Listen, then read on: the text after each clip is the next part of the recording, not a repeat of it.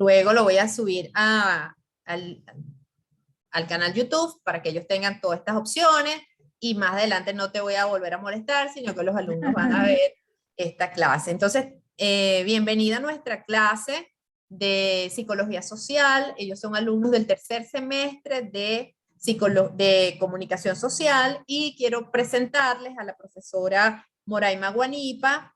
Bueno, es por supuesto que licenciada en Comunicación Social. Además, me encanta que seas de la Universidad del Zulia, porque ellos a lo mejor aquí desde la capital piensan en egresados de su escuela, de la Central o de la Santa María o de la Santa Rosa, ¿no? Que son los que están graduando más profesionales, y que tú seas egresada de la Universidad del Zulia. Es magíster en literatura venezolana de la Universidad Central de Venezuela, profesora categoría asociado en la UCB, en la Escuela de Comunicación Social, y actualmente es la jefe del Departamento de Periodismo. A mí me llamó mucho la atención, además de la formación, Moraima también ha estado muy ligada a la UCAP, como muchos de nosotros que vamos tomando lo mejor de las dos universidades, y ambas son espacios de encuentro. No nos vemos nunca con tensión, con tensiones o rivalidades, porque eres de una universidad u otra. Creo que hemos superado eso y más bien sumamos nuestros esfuerzos y nuestros talentos y nos quedamos con lo mejor de cada universidad. Pero además de todo esto, y que ella ya nos va a contar de su ejercicio profesional, es miembro de la Asociación de Investigadores Venezolanos de la Comunicación, que se llama INVECOM, y es poeta. Eso me encanta, que nosotros, además de nuestro ejercicio profesional, acariciemos otra área de la vida, y Moraima es poeta. Su poesía ha sido publicada en varios libros, Voces de Sequía, La Jaula de la Sibila, Bodegones, y sus poemas han aparecido en antologías y portales literarios. Bienvenida a nuestra clase, profesora Moraima. Y bueno, cuéntenos de su vida, cómo llegó a la poesía. ¿La psicología social le sirvió de algo? Bueno, muchas gracias. ¿Se escucha bien? ¿Te escucha bien? Bueno, yo lo escucho bien. Perfecto, perfecto. Bueno, gracias, profe Llorelis, por esta invitación. Siempre es un gusto. Además que, bueno, también compartimos en INVECOM en distintos ámbitos y, por supuesto, en la UCB y en la UCAP, ciertamente, dos grandes casas de estudio. A ver, bueno, sí, yo soy egresada en Comunicación Social, mención periodismo en la Universidad del Zulia. Pero tengo en Caracas más de la mitad de mi vida, es decir, unas cuantas décadas. Y en el periodismo, pues entré, digamos, al trabajo, al ejercicio profesional del periodismo. Apenas graduada, me dediqué al periodismo con énfasis en el periodismo cultural, en la cobertura de la fuente de cultura. Eh, Trabajé casi una década en el diario El Impulso de Barquisimeto, que es el periódico, hoy por hoy, el periódico más antiguo del país, a pesar de haber sido, digamos, haber salido de la versión impresa. Sigue en digital, en su página web, y es el periódico más antiguo, fundado en 1905. Después de él viene el diario El Universal en 1909.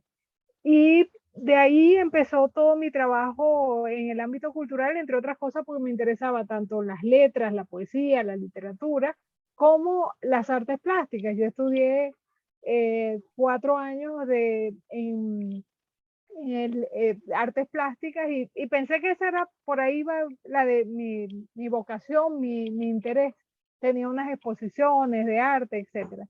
Pero bueno, el periodismo me permitió eso, fusionar todos estos intereses, y ya como estudiante de periodismo en comunicación social, la psicología formaba parte, y la psicología social en particular formaba parte del plan de estudios, ¿no? En ese tiempo, por supuesto, estamos hablando de décadas atrás, era más vinculado a todo lo que era la comunicación, los efectos, muy hacia una inclinación más de orden funcionalista desde la perspectiva del docente, de la docente. Pero yo lo que pensaba cuando la profesora Llorelis me invitó era compartirles lo siguiente. Nunca como ahora se necesitan conocimientos vinculados con la psicología social. Ayer mismo un Twitter cerraba unas cuentas espurias pagadas por el gobierno venezolano para hacerse promoción, autopromoción y para atacar a líderes, sectores opositores en el país. Ese clima de desinformación, ese clima de fake news, de ataques basados en estereotipos, visiones sesgadas, eso tiene que ver con la psicología social. Todo eso ha sido analizado, estudiado desde la psicología social. Y un comunicador social, un periodista en particular, debe tener, digamos, conocimiento sobre estos saberes que le van a permitir poder discernir críticamente los mensajes que recibe. Entonces, desde ese punto de vista, yo creo que me siento muy contenta de poder compartir con ustedes y aportarles mi experiencia. Desde ese punto de vista, aquí, para mí, este clima que vivimos hoy necesita de un periodista y de un comunicador consciente de su papel, de su trabajo, y sobre todo porque eso toca, como les digo yo a mis alumnos en la UCB, todo aquello que nosotros escribimos, difundimos en medios, sean radioeléctricos, sean digitales, de distinta naturaleza, todos son decisiones éticas. Y eso pasa por conocer incluso el impacto de lo que nuestros mensajes producen en la gente. Entonces, desde esa perspectiva, creo que saludo que las escuelas de comunicación desde hace muchos años hayan incorporado todos estos, digamos, todos estos conocimientos vinculados con la psicología social. Bueno, no sé si abrimos preguntas, cómo hacemos la dinámica, ¿no? Jóvenes, sí, ellos tienen su chat abierto también para ir haciendo sus comentarios. Y para comentarles, ayer yo tuve una entrevista donde me preguntaban sobre una comiquita que se llama Super Bigotes, ¿sí? Y cuando el periodista me pregunta, es para que yo analice desde la psicología social, por qué, ¿verdad? El gobierno, a través del canal del Estado, tiene un cómics que se llama Super Bigotes. Entonces, bueno, todos esos son elementos también. Y justo el tema de hoy fue adoctrinamiento, obediencia, sumisión y cómo también estas teorías, y mi idea es que no solo se queden en la teoría para ellos, tienen una práctica y tienen una aplicabilidad. Mientras ellos ponen sus preguntas, cuéntanos cómo llegas a la poesía, por qué la poesía ha sido un desarrollo paralelo en tu vida y cuán importante es, Moraima. Sí, gracias. Bueno, yo llego a la poesía como lectora, fundamentalmente. Desde muy niña la poesía estaba ahí, la poesía popular, la poesía de una tradición larga digamos, en la literatura latinoamericana. Y llego por esa vía. En la casa había libros de poesía, estaba toda la colección completa, no sé cómo llegó, pero la colección completa de la obra de un gran poeta venezolano, Andrés Eloy Blanco, quizás uno de los poetas venezolanos más vinculados con lo popular. De hecho, se le descalificó en algún momento porque digamos, perteneció al Partido de Acción Democrática y entonces se le descalificaba por ser, lo llamaban así, el poeta deco, la idea del Juan Bimba, pero era el personaje del pueblo, ¿no? De ese venezolano, de una visión popular, Y estaban también las obras de Gustavo Adolfo Bécquer. Yo era una lectora, devoraba todo lo que caía en mis manos, desde comiquitas hasta libros, digamos, incluso había libros de Marx, Engels, por el pasado de mi abuelo, que me di cuenta que era mi abuelo que llegó a participar en células del Partido Comunista en el Zulia, etc.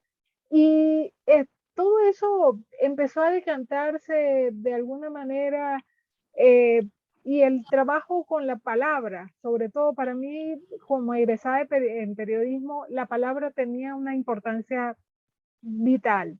Es decir, poder expresar con claridad y con sentido de justicia, como dirían los retóricos antiguos, los retóricos latinos, para mí era muy importante. Entonces, por ahí empezó esa búsqueda, que era además una búsqueda también de decir lo justo, lo exacto, lo más preciso desde el punto de vista periodístico, pero también con belleza, con impacto, con emoción.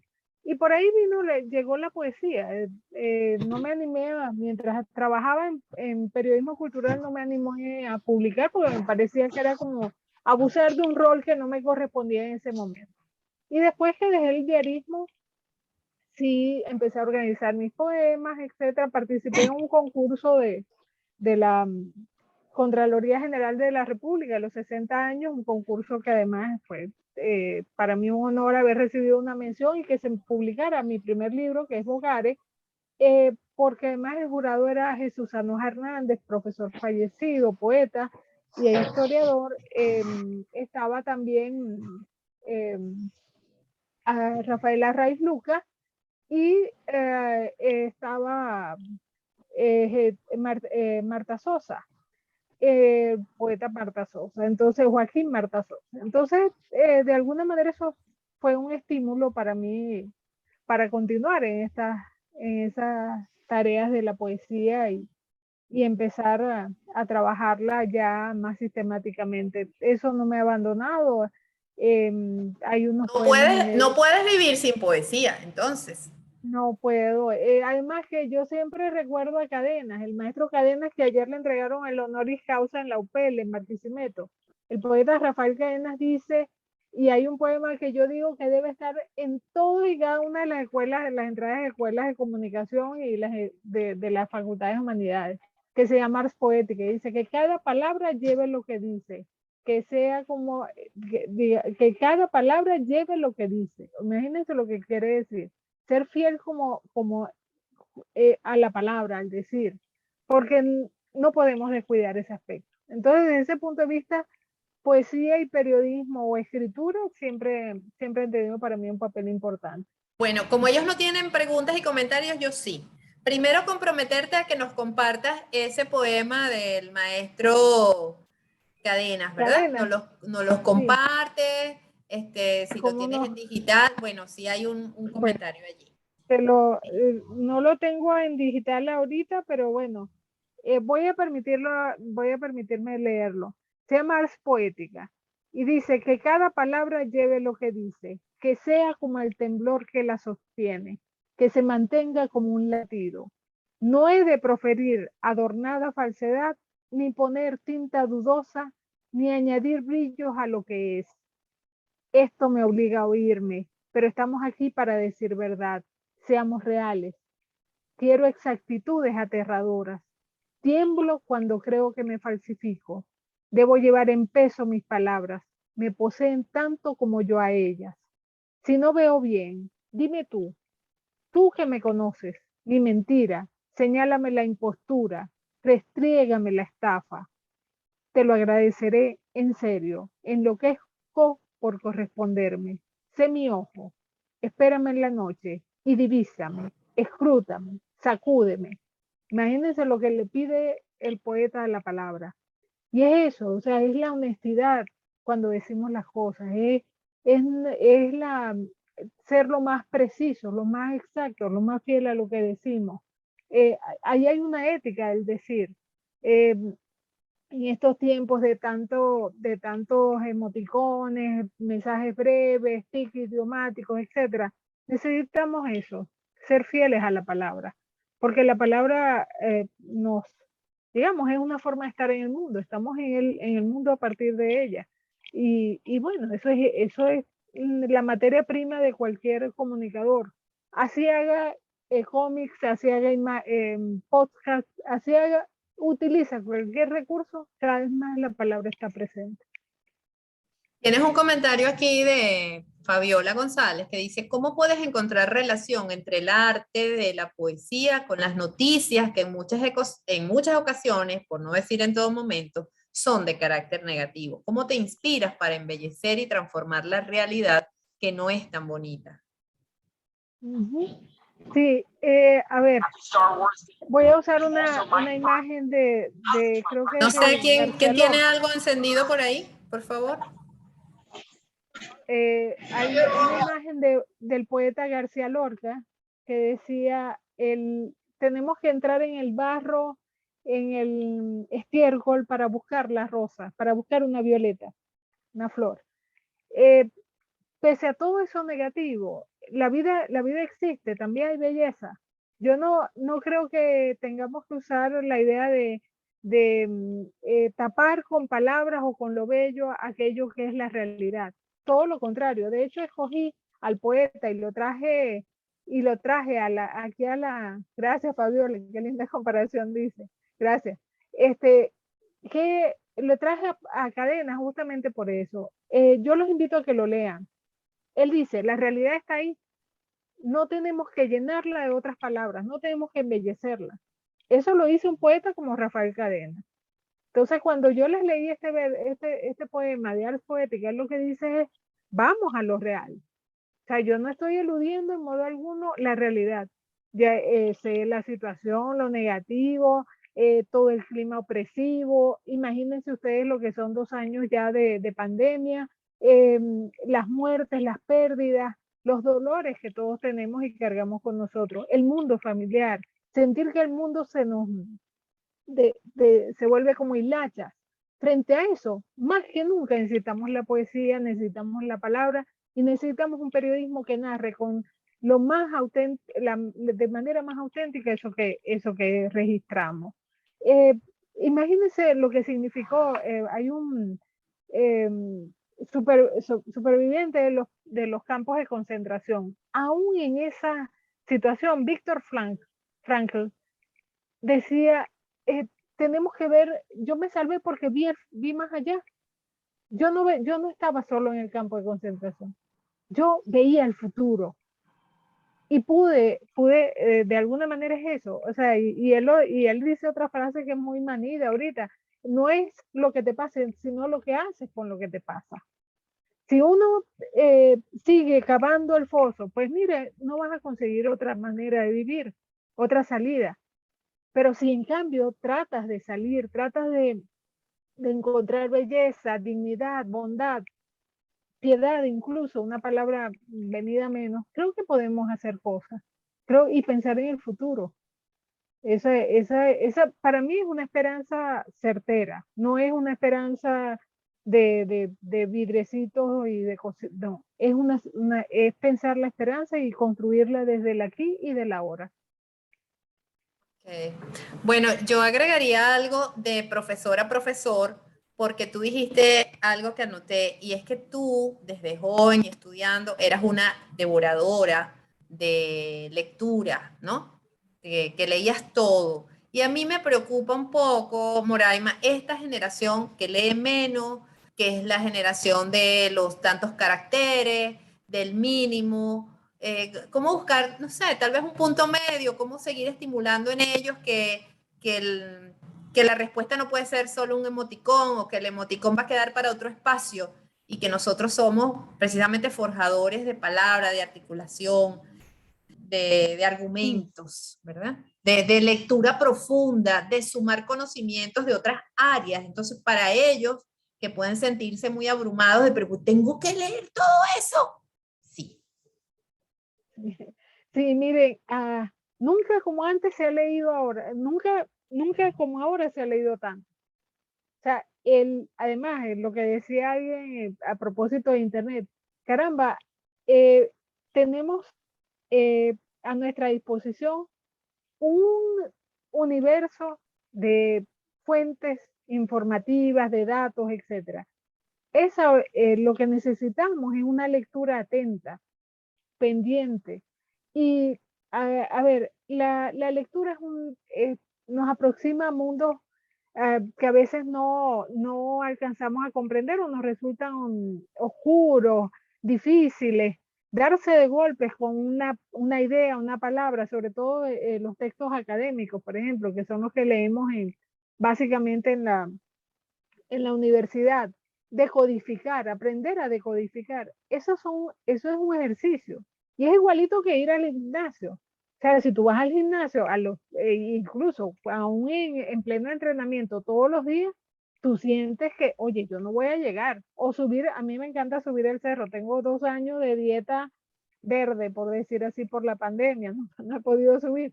Pero yo subía los fines de semana. Y yo cuando empezaba a subir por San Bernardino, cuando ya yo llegaba a la primera parte, yo mordía y yo no quería, digamos, yo decía, no voy a llegar, no voy a llegar. Y llegaba, y llegué a la Cruz del Ávila, llegué al Humboldt. Es decir, eso es un ejercicio. No es fácil. Nada de esto es fácil, pero es un ejercicio. Y es tan valioso que cuando uno aprende a decodificar mediante la lectura, aprendes a decodificar y a entender muchas lógicas que se escapan a lo propiamente escritural. Y creo que eso es importante. Además, hay lecturas, hay ahora todo lo que son los audiolibros, todo ese mundo. O sea, si no te gusta leer, escucha. Si no te gusta escribir, escucha. Entonces hay esas posibilidades. Ya no eran las posibilidades que teníamos nosotros, que era la fotocopia, el libro. Imagínense, además, fotocopia página por página. Un libro de 150 páginas se convertía en uno de 300 y teníamos que llevar 3 y 4 libros en nuestros bolsos a la universidad. Entonces, acá, aprender eso, hacer E de ir eso a la un ejercicio. biblioteca, ir a la biblioteca. Ahora la También, biblioteca la tienes en tu casa, te conectas con la biblioteca, totalmente. ¿no? O sea, te mandan el libro. Y es Sí, mi manera de estar conectada y actualizarme con mis colegas, ¿verdad? Mi referencia sí. son mis colegas de América Latina y siempre qué es lo último que escribiste, qué es el último libro, mándamelo, etcétera. Y bueno, yo tengo que agradecerte, Moraima, tu gentileza, tu acompañamiento.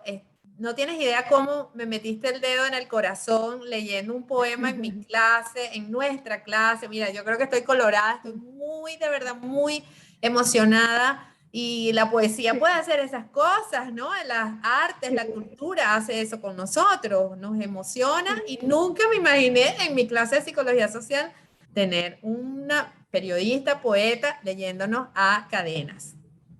sí. Además, ustedes que son jóvenes, que se enamoran, usen los poemas. Miren, como decía Benedetti, no hay nada cursi en el amor. Entonces usen los poemas. Si no se pueden, hay cosas que se traducen, que uno no puede traducir. Bueno, la palabra del poeta está para eso. Y me quedo con les dejo esta última, de verdad les agradezco mucho todo este tiempo y bueno, la invitación, Llorelis, muchísimas gracias.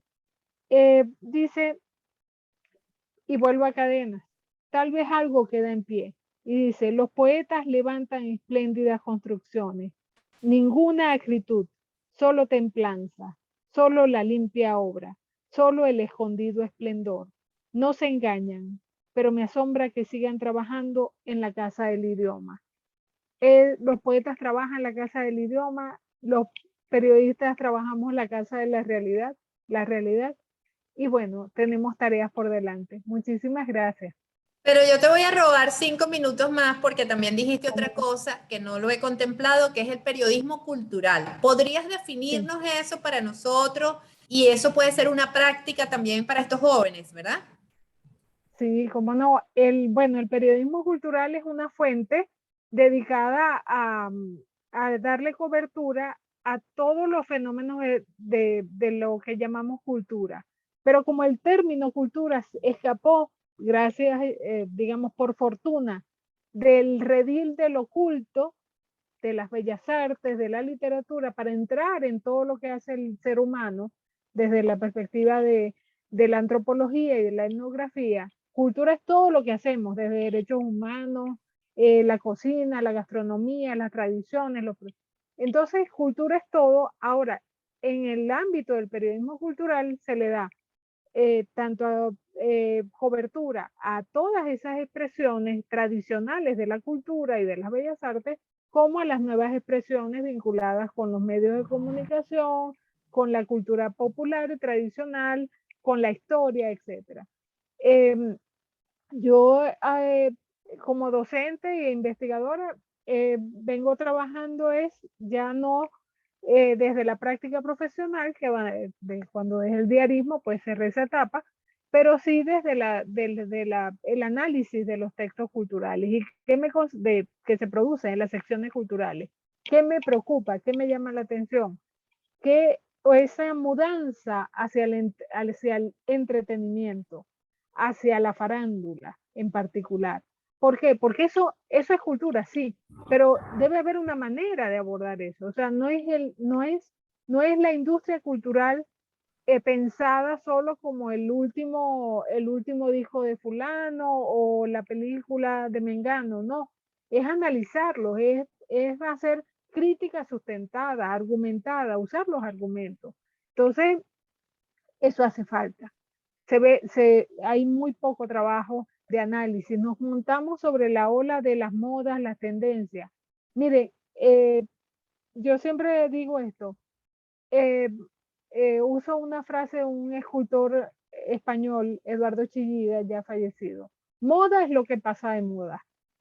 O sea, lo que debemos hacer es trabajar y llevarle a la gente, digamos, al público, una idea no solo de las novedades, sino elementos para que el público pueda discernir y decidir por sí mismo lo que quiere ver, lo que puede ver. Ahorita hay una película que está perfecto, excelente, el hombre araña, esto, lo otro. No, el punto es no quedarse solo con eso. ¿Qué es lo que hay detrás? ¿Qué elementos podemos, digamos, resignificar y decodificar de todos esos mensajes o de todo eso que vemos? Entonces creo que es una tarea que está ahí y hay un mundo realmente de información que no se le da cobertura, que realmente no se le da cobertura a los medios de comunicación, cómo están cambiando los propios medios. Eso es también tema de las secciones culturales. ¿Qué está pasando con esto porque esta revitalización del mundo de la radio o a través de propiamente de lo auditivo, a través de los podcasts? ¿Qué pasa con el mundo de los influencers? ¿Qué está pasando ahí? Eh, Todos esos son temas que deberían estar en la agenda de la cultura, de la información sobre cultura. Y bueno, tener una enorme curiosidad, explotar la curiosidad. Esa pregunta que ustedes se hacen, llenarlas de respuestas, de posibles respuestas. Estoy pero súper complacida de esta invitada de hoy. Profesora, muchísimas gracias, de verdad. A ustedes. Jóvenes, si no hay más comentarios, disfruta de los comentarios finales donde te dan las Sí, gracias. gracias, Elizabeth. Gracias. De verdad, un placer. Espero que en algún momento podamos encontrarnos en el ámbito propiamente de la clase o en otro encuentro vía Zoom o chat. Y gracias a ustedes, de verdad. Tienen el futuro por delante. Miren, crean, sobre todo crean en ustedes mismos y crean que el papel que pueden jugar y hacer es hacer el mundo mejor, un poquito mejor cada día. Bueno, En la un Universidad placer. Católica Andrés Bello, ¿qué haces, Moraima? ¿Das clases? Eh, sí, ahorita en estos momentos no estoy participando. El profesor Marcelino Bisbal, mi querido profesor Marcelino Bisbal, también de la UCAB y exdirector de la UCB, de la Escuela de Comunicación en la UCB, me invitó a participar sí, en construir lo que fue un programa de posgrado que se llamó Comunicación para no comunicadores. Entonces a mí me correspondió hacer la parte de periodismo para no periodistas. Es decir, construir un programa sobre periodismo para egresados en otras áreas distintas a la comunicación y al periodismo. El padre Aguirre, Jesús María Aguirre, hizo la parte de comunicación, de cómo, digamos, trabajar en eso. Y por ahí empecé a dictar también una materia también del posgrado en comunicación social sobre información cultural. Eso se hacía en colaboración con el diario El Nacional. Entonces, durante esas distintas cohortes, trabajé en ese programa de posgrado, diseñando esa materia. Y antes, con el profesor Andrés Cañizales, hicimos un programa sobre que hice la parte de información y el derecho a la información en derechos humanos, derecho a la información. Eso hace más de 10 años. ¿Y Entonces, cuáles están activos en estos momentos? ¿Cuáles se están no, ofreciendo? no, lamentablemente en estos momentos no. Yo, como Marcelino se fue a la editorial UCAP, ahí paré mi participación, porque en todo caso eso era por invitación y él sale de posgrados de la UCAP y entonces no he tenido de nuevo esa actividad. En Pero estos momentos, para cerrar esta parte ya y parar la grabación, hay un posgrado sí, en gerencia de cultura, ¿no? Que está en la UCB, para los que les interese toda esta parte del sí, periodismo cultural. sí, en ese estoy desde su fundación hace 10 años, el año pasado se cumplieron 10 años de ese programa. Se llama la maestría en gestión y políticas culturales.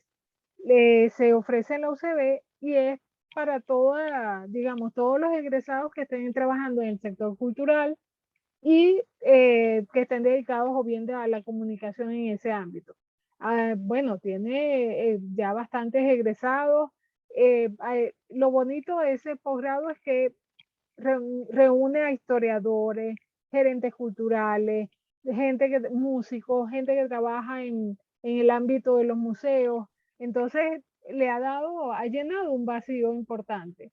Yo ahí doy una materia que no tiene nada que ver con periodismo, que es el seminario de trabajo de grado, es decir, el seminario ya al final Claro, del pero posgrado. importantísimo también para la Sí, formación.